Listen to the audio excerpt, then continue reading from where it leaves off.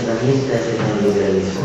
Es decir, ¿no crees que las marcas que criticas en NOLOGO puede ser una excelente herramienta si devolvemos el poder a la gente y lo convertimos en YOLOGO? La red permite que hoy una persona tenga influencia similar a una empresa.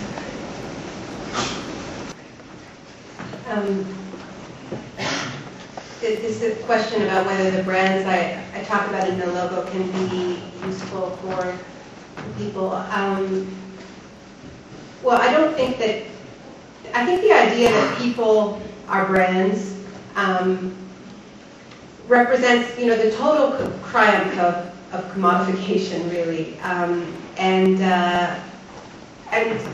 I know people say, I'm my own brand and all of this, and there's some truth to it, that any writer becomes a brand, any person who makes culture becomes a brand.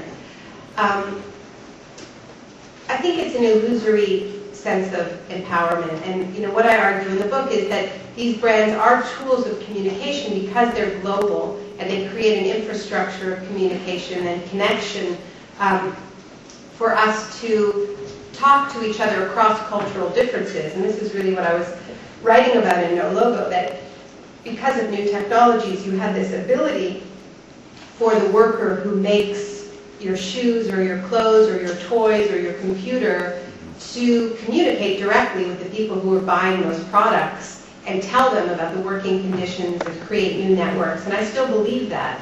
But I think that brand-based activism was primarily useful as a window into the global economy, as a way to understand this new globally networked world. But the idea that you sort of change the world one company at a time, I think was never an effective political strategy. And it's why, as people learned about individual brands, they became interested in the system as a whole and started protesting outside the World Trade Organization, the International Monetary Fund, because of course you don't change the world one company at a time.